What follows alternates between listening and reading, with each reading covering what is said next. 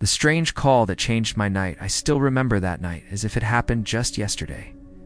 It began like any ordinary evening, me sprawled on the couch, scrolling endlessly through my phone, the dim light of the television flickering in the background.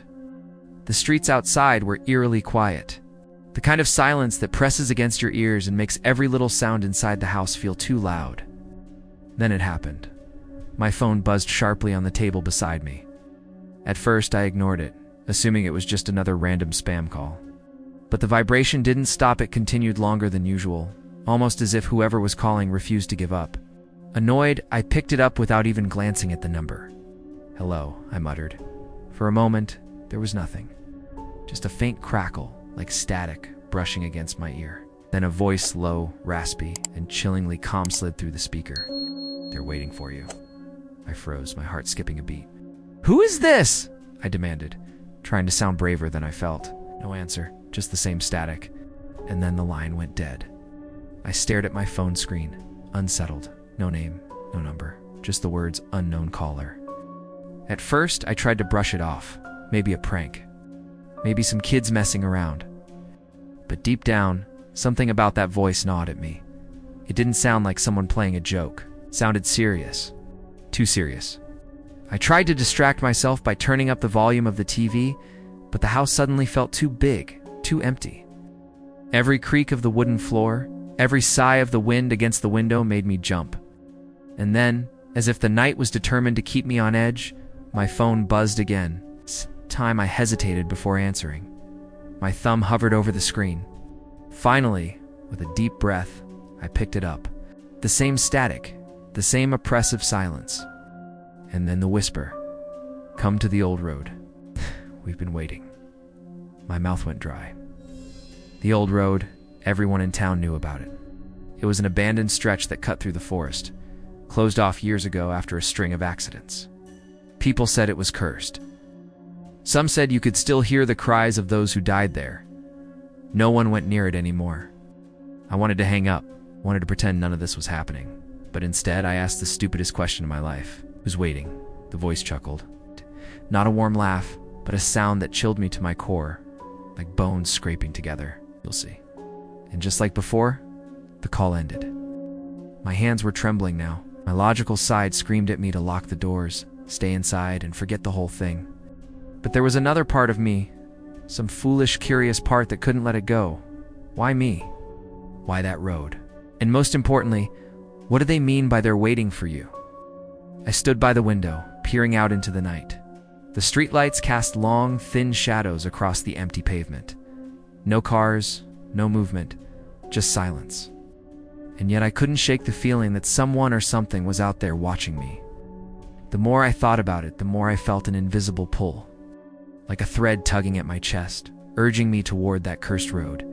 My pulse quickened as I grabbed my jacket and keys, even as my mind screamed in protest.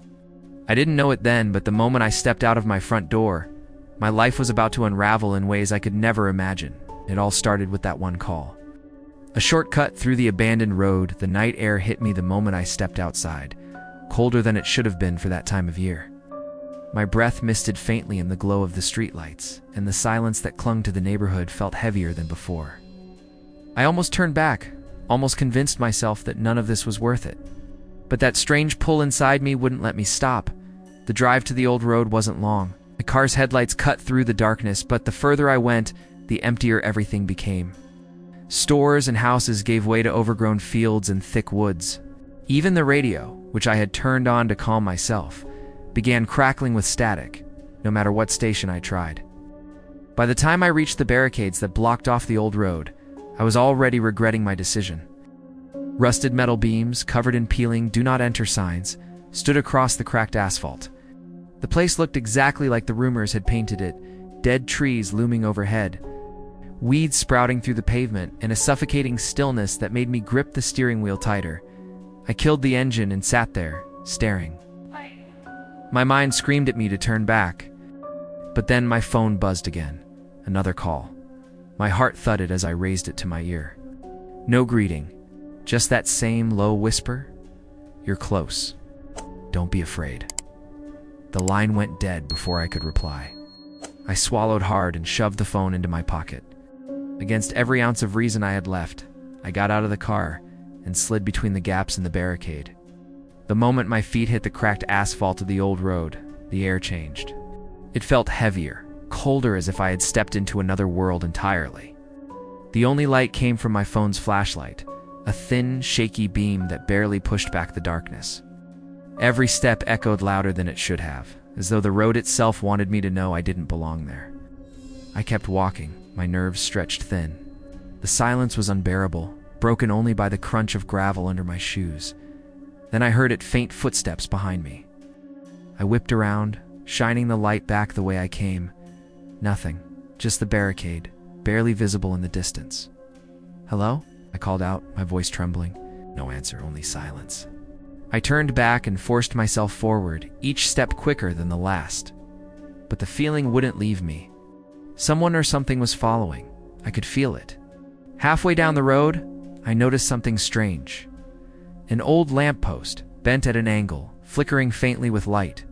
It didn't make sense. This road hadn't had power in years, yet there it was, buzzing weakly, like it was struggling to stay alive. Curiosity pushed me closer. As I raised my phone, the beam landed on something scratched into the lamppost's rusted base. Words carved deep, desperate. "Don't follow the voices." My stomach dropped. Before I could process it, the phone in my pocket buzzed again. The vibration against my leg was so sharp it made me flinch. With shaking hands, I pulled it out. Another unknown caller. I answered slowly, holding my breath. This time the voice was clearer, closer. "You're almost here. Just keep walking." I froze. My heart thundered against my ribs. Slowly, I lowered the phone and looked around, my flashlight darting across the trees and the cracked asphalt. That voice hadn't come through the phone. It had come from just behind me. Shadows moving where no one should be, the sound of that voice behind me froze me in place. My flashlight trembled in my hand as I spun around, the beam cutting through the thick darkness.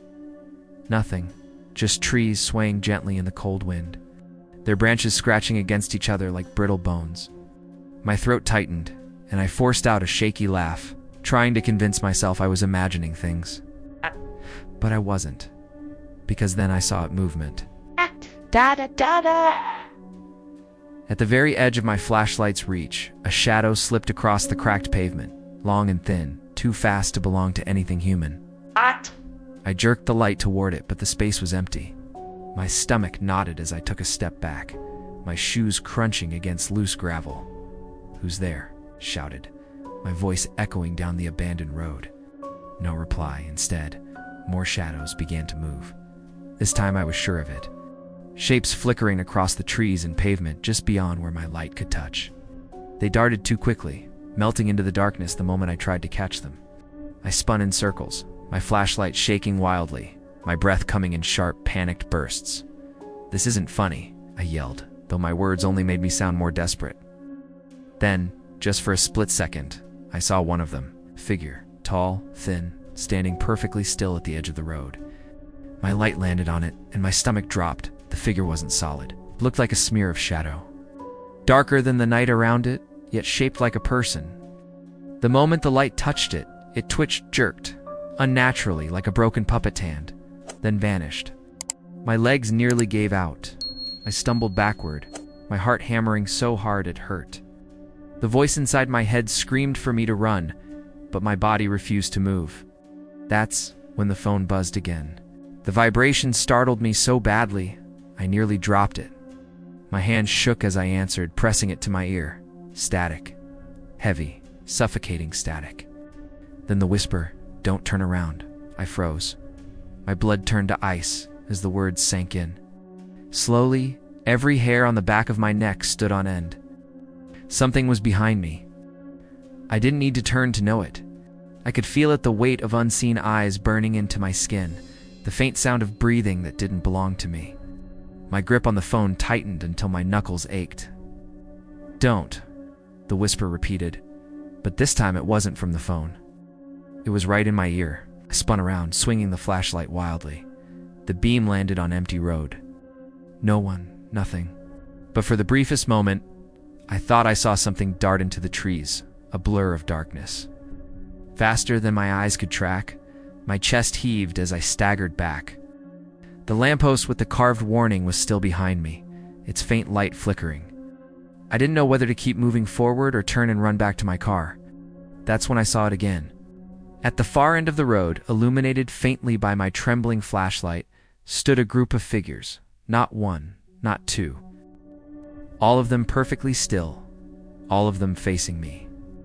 Their shapes wavered, as though they weren't fully real, but their presence was undeniable. And in unison, they began to step forward.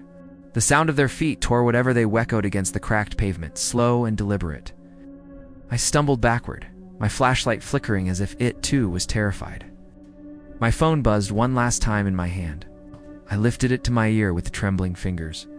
The whisper was no longer calm. This time, it was a command. Keep going. They're waiting. The old house on the hill I ran. My feet pounded against the broken asphalt. As I sprinted down the road, the shadows chasing me in silence. I didn't dare look back. My flashlight bounced wildly with each step, its thin beams slicing through the darkness ahead. All I could hear was the frantic thud of my own heartbeat and the crunch of gravel under my shoes. The road stretched endlessly, the barricade behind me now nothing more than a fading memory. I didn't know where I was going, only that I had to get away from those figures. And then, out of nowhere, I saw it. Perched on a hill just off the road was a house, old, enormous, and broken by time. Its roof sagged under years of decay, windows boarded up or shattered, walls eaten by vines. The front gate hung off its hinges, swinging gently as if inviting me inside. It looked like it had been abandoned for decades. But as I stared at it, gasping for breath, I realized something that made my stomach twist. Every single light in the house was on. Faint yellow glows flickered in the windows, casting long, warped shadows across the lawn. It didn't make sense. The house had no business being alive like that. And yet it called to me. The phone in my pocket buzzed again. I answered with trembling hands. "You're almost safe," the voice whispered. "Go inside. Safe." The word echoed in my head like a cruel joke. But at that moment, with those shadowy figures creeping closer down the road, the house seemed like my only option. I pushed through the rusted gate, its screech slicing through the silence. My shoes sank into the overgrown grass as I staggered toward the porch. The air felt heavier here, almost suffocating. With every step, the sensation of being watched grew stronger, as if unseen eyes stared at me from behind the glowing windows. When I reached the door, I hesitated. The wood was rotted, its paint long gone, yet it stood firmly shut. My hand hovered over the handle, shaking uncontrollably. That's when I heard it, a faint creak from inside. It sounded like someone or something moving just beyond the door. I swallowed hard and turned the knob. The door groaned open on its own, swinging inward as though the house had been waiting for me. The smell hit me first. Damp wood, mold, and something metallic beneath it, all something that reminded me too much of blood. I stepped inside. The floorboards groaned beneath my weight. Dust swirled in the beam of my flashlight, though strangely, the lights inside the house flickered like they were powered by some invisible current. A hallway stretched out in front of me, lined with faded wallpaper peeling off in strips. At the far end, I could just make out a staircase curving upward into shadows. Every instinct screamed at me to leave, to run back into the night, even if it meant facing those figures. But then the front door slammed shut behind me with a deafening bang. I spun around, yanking at the handle, but it wouldn't budge. Locked. The phone buzzed again in my hand. Ow. I lifted it to my ear, breathless. "You're inside," the whisper said. This time, it almost sounded pleased. A shiver rippled down my spine. "Who are you?" I demanded, my voice breaking. The whisper didn't answer. Instead, I heard something else in the background, sound that made my blood run cold. Children, laughing, soft, distorted giggles echoed faintly through the phone. And then, as if to mock me, I heard the same laughter spill from the hallway in front of me. The line went dead. I stood frozen in the middle of the rotting house, the echoes of laughter bouncing off the walls. And somewhere above me on the second floor, The floorboards creaked against low, deliberate footsteps. Someone was already here, and they knew I had arrived. The door that opened by itself. I stood frozen in the hallway, my ears straining for every sound. The laughter had faded, but the echo of it clung to the walls like a lingering shadow. My flashlight flickered in my hand, the beam dancing across peeling wallpaper and crooked picture frames that seemed to watch me with lifeless eyes. Then came the sound. A door creaking open slow, deliberate, and impossibly loud in the silence of the house. It came from my left, just down the hallway. I turned the light toward it. A door at the end of the corridor had opened by itself, revealing nothing but darkness inside. My stomach tightened as I took a cautious step forward, the floor groaning beneath me. The air grew colder with each step, as though whatever waited behind that door was leaching the warmth from the house itself. "Hello?" I called, my voice trembling. "Who's there?" No answer, only the faint drip of water somewhere deep within the walls. I approached the open door, my flashlight's beam struggling to cut through the thick shadows.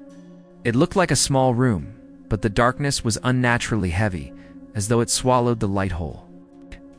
My instincts screamed at me to walk away. But something about that open door tugged at me like the phone calls, like the road, like the house itself. I reached the doorway and shined my light inside. It was a study, or at least it had been once. A broken desk sat against the far wall, covered in a thick layer of dust. Bookshelves leaned dangerously to one side, their shelves empty except for one. A single book lay open, its pages yellowed and torn. I stepped inside, my pulse racing. As soon as my foot crossed the threshold, the door slammed shut behind me. I spun around, yanking at the handle, but it was locked. Again. My breath came quick and shallow, panic clawing at my chest. That's when I heard it, the whispering. It wasn't coming from my phone this time. It was coming from the book. The open pages fluttered. Though there was no wind, the words on them shifting and writhing as if alive. I crept closer, my flashlight trembling in my hand, and squinted at the text. At first it looked like gibberish scribbles. Smudges of ink, but then the letters rearranged themselves into something I could read. "You should not have come." I staggered back, my heart hammering. My phone buzzed again in my pocket. I answered it without thinking, clutching it like a lifeline. The whisper on the other end was no longer calm, it was frantic. Get out now." The call cut off, leaving only silence. I turned back to the book, but the pages were blank now, empty, as though the words had never existed.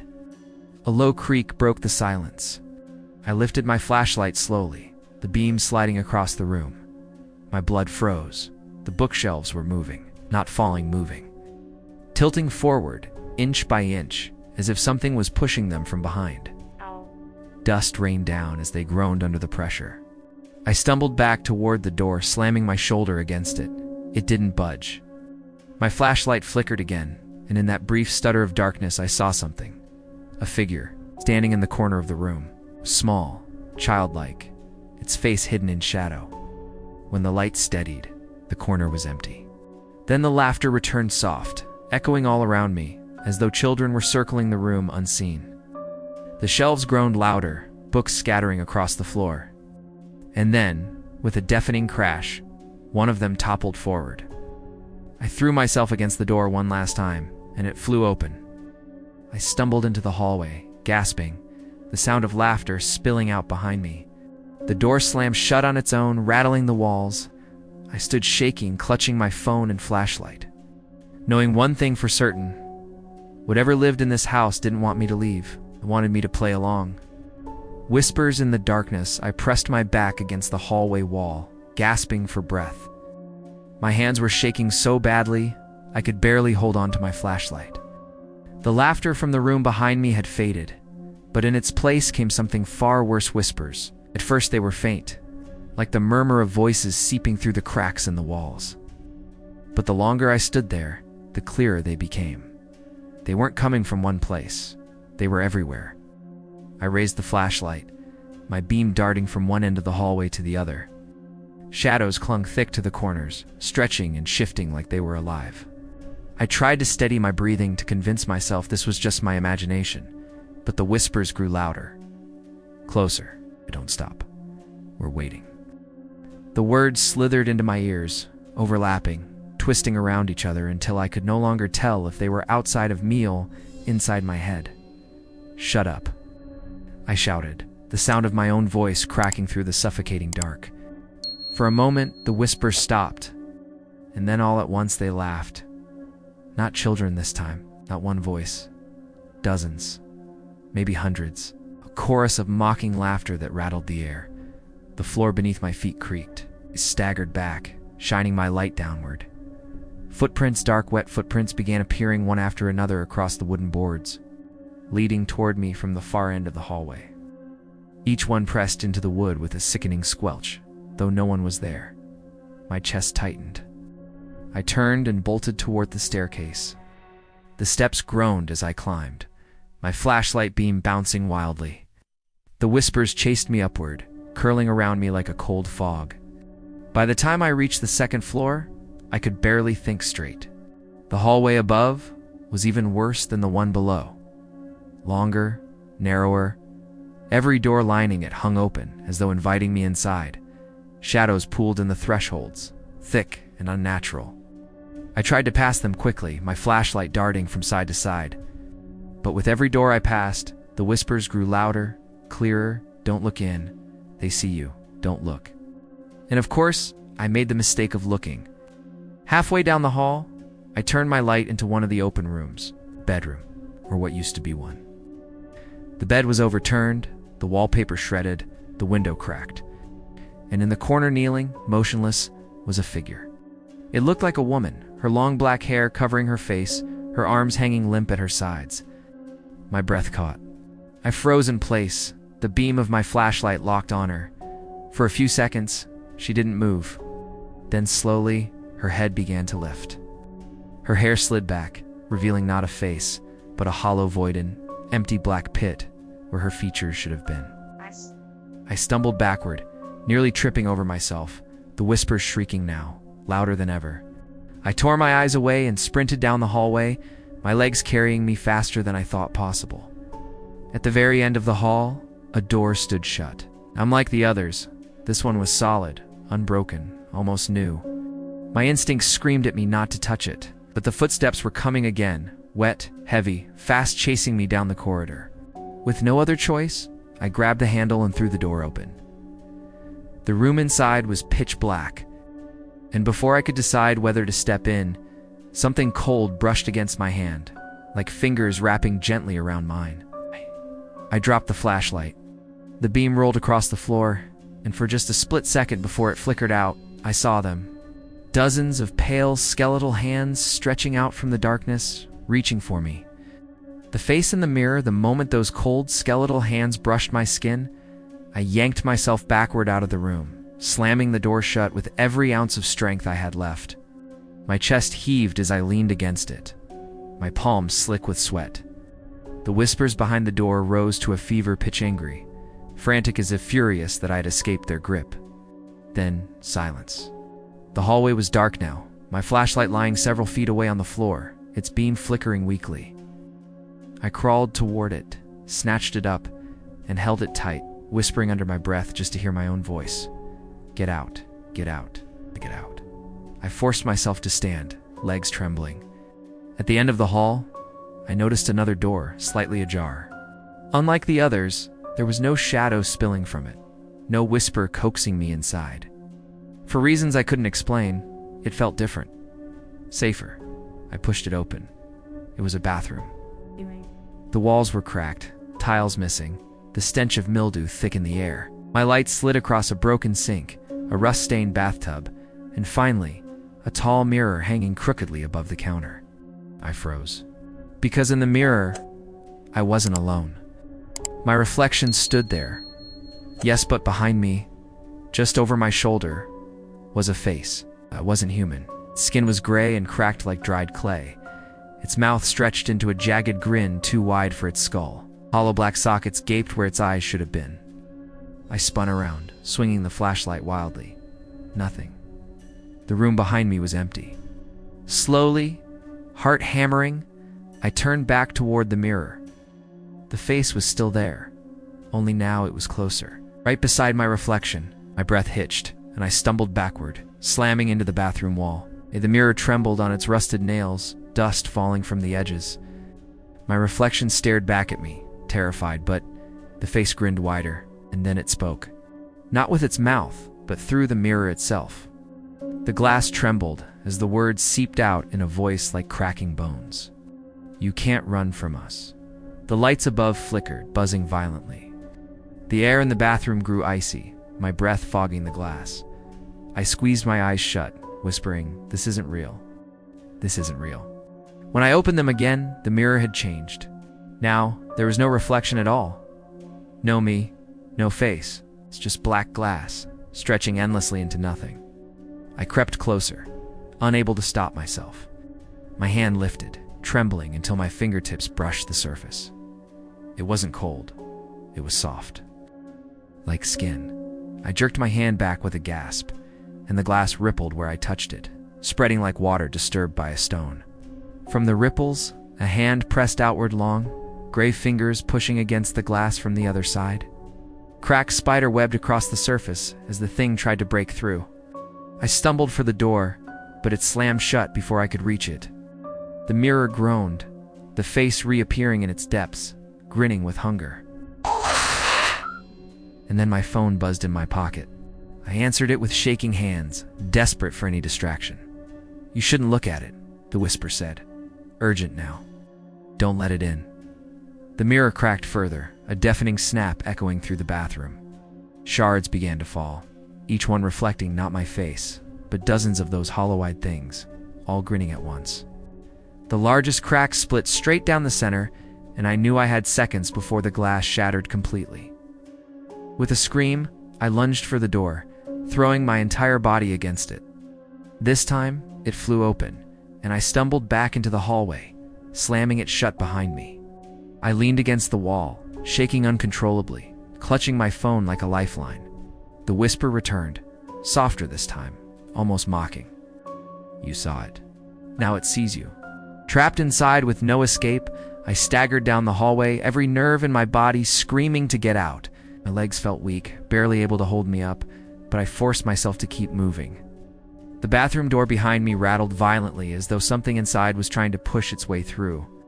The sound of glass cracking echoed through the house, chasing me like a warning. I gripped the flashlight tighter and whispered to myself, "Find the stairs. Get out. Just get out." The hallway seemed longer than before, stretching endlessly in both directions. Every door I passed now was closed, sealed shut as if the house itself was funneling me towards something. My breath came in sharp bursts, and I realized with growing dread that I didn't even know where the staircase was anymore. I turned corner after corner, each hallway identical to the last. Wallpaper peeling, floors creaking, the faint hum of whispers following close behind me. It felt like the house was rearranging itself, twisting into a maze to keep me trapped inside. I pulled out my phone, desperate for some kind of direction. No signal, just a blank screen with the time frozen at 3:03 a.m. I tried to call anyone any number but the moment. I pressed dial, the phone buzzed with static. Then the whisper returned, "Can't leave." The voice was different now, closer, deeper, heavier. It wasn't coming through the speaker anymore. It was in the air around me, vibrating through the walls. I stopped, flashlight trembling in my grip. "Show yourself," I yelled, my voice cracking. Silence then, from behind me. The sound of footsteps, slow, heavy, deliberate. I turned my light sweeping across the hallway. At first I saw nothing. Then, just at the edge of the beam, I saw it. Figure tall, too tall. Its head nearly brushing the ceiling, its body impossibly thin, stretched out like shadows given form. It didn't move naturally. Each step was jerky, like its joints were bending the wrong way. I stumbled back, but the hallway behind me was closing. I swear the walls were moving, narrowing, pressing me toward the thing. I bolted sideways through the nearest door, slamming it shut behind me. My chest heaved as I shined the light around the room. It was a bedroom. Dusty, decayed, the bed collapsed in on itself. The window across the room caught my attention, moonlight spilling faintly through cracked glass. My way out. I rushed toward it, yanking at the frame, but it wouldn't budge. The wood was swollen, locked tight from years of rot. I slammed my shoulder into it again and again, the glass rattling but refusing to break. Behind me, the door creaked. The knob twisted slowly, back and forth, like someone or something was testing it. No, I whispered, pressing harder against the window. Please. The whispers in the house grew louder, surrounding me, crawling into my skull. I turned, my flashlight sweeping across the room, and froze. In the corner, by the collapsed bed, something was moving. At first, it looked like a pile of blankets shifting. But then it rose slowly, unnaturally, until I saw what it really was. A figure, crawling on all fours, its limbs bending backward, its face twisted in an impossible grin. It scuttled toward me, fast, too fast. I screamed and slammed into the window with all my strength. This time the glass shattered, shards slicing into my arms. Cold night air rushed in, and without thinking, I threw myself through the frame. I crashed onto the overgrown grass below, pain shooting through my side.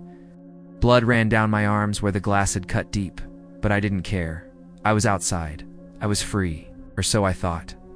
When I rolled onto my back, gasping for air, I saw it. Every single window of the house was glowing, and in each one, dozens of faces pressed against the glass. All of them staring down at me, all of them smiling. The secret hidden in the basement for a few precious seconds, I just lay there on the damp grass, staring up at those faces crowding the windows. Dozens of them. Hollow eyes, twisted grins, pressed against the glass like eager spectators at some macabre show. I forced myself to my feet, pain radiating through my side where I'd landed. My arms stung from the glass cuts, but the adrenaline drowned out most of it. I had to run. Get to the car, get away. But when I turned toward the road, my heart sank. The shadows were there, the same tall, jerky figures I'd seen before, standing in a crooked line across the cracked pavement. Dozens of them now, their bodies swaying like broken marionettes. They blocked every exit. The only path left was the house. I backed toward the porch, my chest heaving. The faces in the windows hadn't moved, hadn't blinked. They just watched, their grins wider than ever. The phone buzzed in my pocket. I hesitated before answering, almost toward with calm again, almost gentle. You can't leave. Not yet. It's the basement? I froze, my mouth dry. What's in the basement? I whispered. But the line went dead. I turned toward the house, my body trembling. The front door creaked open on its own, just a sliver, as if it had been listening all along. With no other choice, I stepped inside. The hallway was darker now, the air heavy, suffocating. My flashlight barely pierced the gloom as I moved forward, every step echoing like a drumbeat. I searched for the basement door, my heart hammering. I found it at the end of the hallway, a narrow door, paint-chipped, a rusted lock hanging uselessly from the handle. My hand shook as I reached for the knob. The whispers returned, low and urgent. Don't go down. It's waiting. Don't open it. But I did. The door groaned as it swung open, revealing a staircase plunging into blackness. A damp, moldy smell hit me in the face, strong enough to make me gag. My flashlight beam slid down the steps, but the light seemed to die halfway, swallowed by the darkness below. I swallowed hard and began my descent. Each step creaked under my weight, the air growing colder with every foot. My breath misted in the beam of my light. Halfway down, I thought I heard movement, something shifting in the dark beneath me. When I finally reached the bottom, I froze. The basement wasn't empty. Against the far wall stood rows of chairs, old rusted, covered in dust. And in each chair sat a figure, dozens of them. At first I thought they were corpses, slumped, lifeless. But then my light caught their faces, and my stomach lurched. They weren't corpses, they were mannequins. Each one dressed in torn, filthy clothes. Each one with a paper mask stapled crudely to its face-blank expressions painted with wide, unnatural smiles. Stumbled backward, bile rising in my throat. It's when I noticed the floor carvings. Words etched into the concrete, overlapping each other, scratched so deep the stone had cracked. I bent down, running my light over them. One phrase repeated over and over again. We are watching. My phone buzzed violently in my pocket, nearly making me drop it. I answered, my voice shaking. Why am I here? I begged. What do you want from me? This time, the whisper wasn't alone. It was layered, dozens of voices speaking as one. To join us, the mannequins' heads jerked toward me all at once, their painted smiles stretching wider in the dim light. And then, slowly, they began to rise from their chairs. The truth I should never have known, I froze as the mannequins creaked to life, their stiff limbs jerking unnaturally. Their painted smiles gleamed under my weak flashlight beam. And for the first time, I realized something terrible. They weren't mannequins at all. The way their fingers twitched, the way their heads tilted, the faint sound of breath rattling in their throats, they were people, or what was left of them. Something had hollowed them out, drained them of whatever made them human, and left only shells. Shells that still moved. They shuffled toward me, their movements stiff but determined, their paper masks grinning wider as they drew closer. My body screamed to run, but my legs felt like stone. "No," I whispered, backing away. "Stay away from me." The whispers in the basement rose into a deafening chorus, 1,000 voices in my ears, inside my head. They weren't just speaking anymore, they were chanting. "Join us, join us." My flashlight flickered violently. I swung it across the room, desperate for a way out, and that's when I saw it. At the far end of the basement, hidden in the shadows, was a mirror. Tall, cracked, framed in rotting wood. But the reflection staring back at me wasn't mine. It was me, smiling. My reflection raised its hand before I did. Its eyes were darker, hollow, yet filled with something alive, something ancient. "No, this isn't real," I muttered, stumbling back as the shells closed in. "This isn't." But the reflection spoke. "You were chosen. That's why you came here. That's why you couldn't leave. We need you." I shook my head violently. Chosen for what? To be the next face in the window. The basement went dark. My flashlight died completely, plunging me into pitch-black silence. The whispers stopped. For a moment, there was nothing but my panicked breathing. Then, a hand touched my shoulder. Cold. Too cold. I screamed and swung wildly, but I wasn't hitting bodas. I was hitting air.